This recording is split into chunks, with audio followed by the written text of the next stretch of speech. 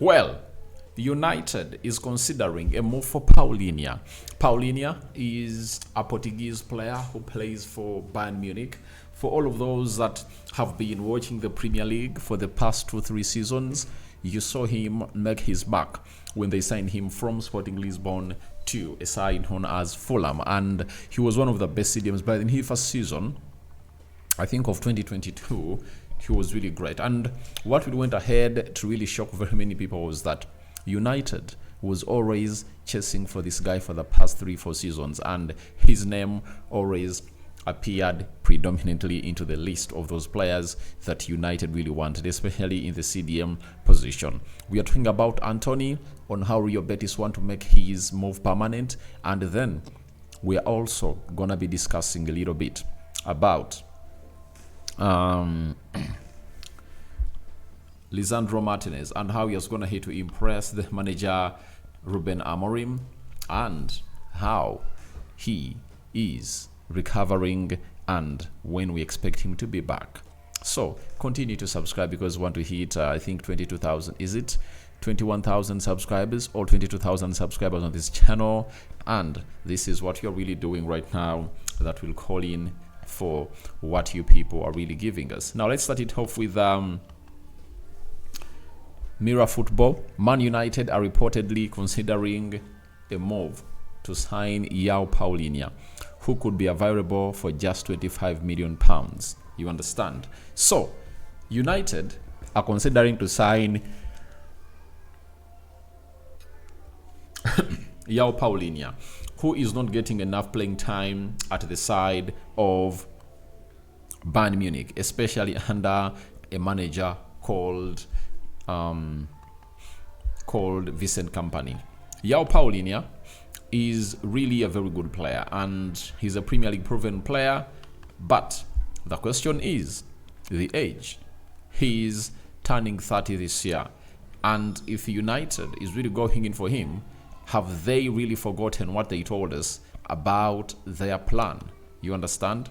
Their plan of really getting in players who are below 26 years of age.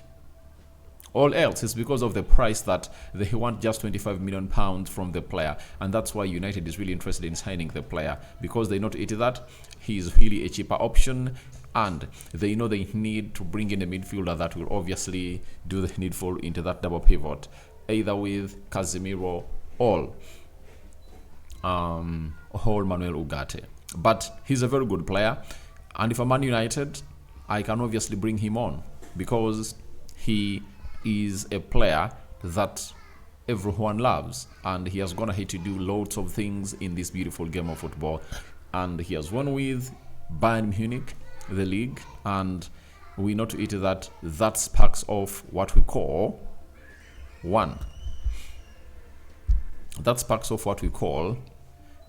a winning mentality and really building that experience in there, because I don't think that Casemiro will be playing at the same levels in the next 1 or 2 seasons. You understand? But I believe Palhinha, coming in through 30 years, he can obviously guide players like Toby Collier, Kobe Mainoo, Sekou Kone, and very many others that we really know are good at doing such a job. So we wait and see how that deal of Palhinha really moves on, but United is considering a move. But remember, there are other midfielders that we're looking at. For example, there is this other guy called Ederson who plays for Atlanta. I think he would have gone ahead to be the best push or the best player for United because he's young and he's still energetic, and he can obviously be one of the midfield generals in the world. But the question is, can we outcompete other teams? That is the most important bit of it all, because other teams have gone ahead to come in and they've gone ahead to put in a very huge show in there. Now, Palhinha, as they knocked out, I think they knocked out Germany, he came up and obviously had something to say about his future as a player for Bayern Munich. And this is what I'm trying to look for in here to obviously present, because he said a lot. he said a lot about his future and the side of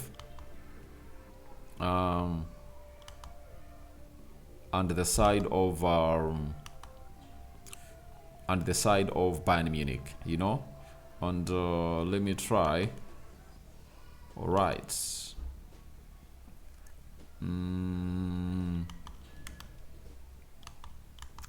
All right. So, in his own words, this is what Palhinha had to say on his future with Bayern Munich. We will see. I've said it a few times already. I still have 3 years left on my contract here. I want to play for this club, but I have to discuss with the coach and the sporting directors personally whether I'll get my chance here. That's what we obviously went ahead to obviously get. Then Adedan said, we'll see. I've said it. I still have years left here. Adedan said, I really hope I will. But if not, we will have to wait and see and find the best solution. Football is the present. And in this present, I'm ready to give my life to achieve my goals. My dream is to be successful here because it was incredibly hard to get here to this club. That's what he really said. And you know, to it that in the summer of 2023, a deal was done and it never really went to maturity, you know, materialization, because they called him out that please get back because things are not really going on as planned. Everyone knows my story. Nothing in my life has been easy, and that was one thing that made me proud. Let's see. There is no reason to be upset. I won a title with Bayern Munich, and I hope it was the first of many. We will see about the rest. We'll discuss and decide what's best for me. That's what he said. I'll always fight, and I'm ready whenever my future lies. So that is João Palhinha for you. So he's a player who is a fighter, and he's like, he's going to fight for his position unless the manager tells him you're not in my plans. That is it. Now, Lisandro Martinez is aiming to return as early as possible next season. Manchester United and Licha are pleased with his rehab since the surgery, confirming no meniscus tear in recent tests carried out last week. So all the tests that are being carried out on Lisandro Martinez are really showing huge improvement, and it looks like he'll be ready for the preseason and will be ready to come in through and really put in the best shift possible.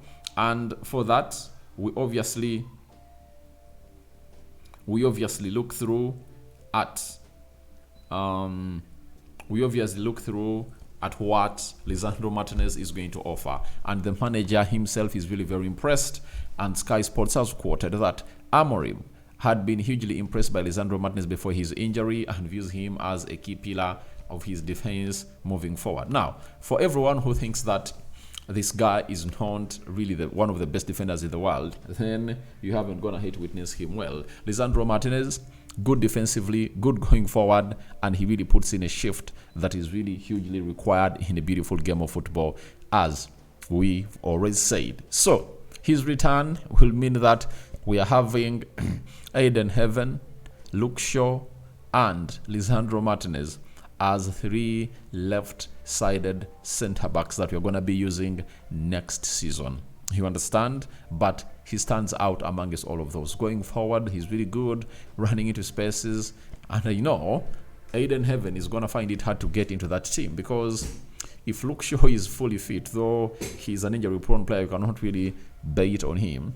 And Lisandro Martinez, I don't think that he will obviously have a chance to overrun them, especially into the Premier League. But I know he'll have some time in the Carabao Cup and so on and so on.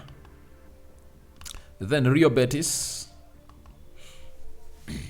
are of interest into turning Antony's loan into a permanent deal. And United thinks they should get 50 million euros, and Rio Betis believes that 30 million euros or 35 are really enough for Antony's deal. So for the outgoings, as much as United, we haven't gone ahead to work on very well, but I know we will improve. That is it. We'll improve hugely as a side of Manchester United into the mix. So guys, thank you very much for watching through. Your reactions to United considering Palhinha are welcome in the comment section below, and don't forget to let us know where you're watching us from, and continue to subscribe. First video of the day, more is yet to come.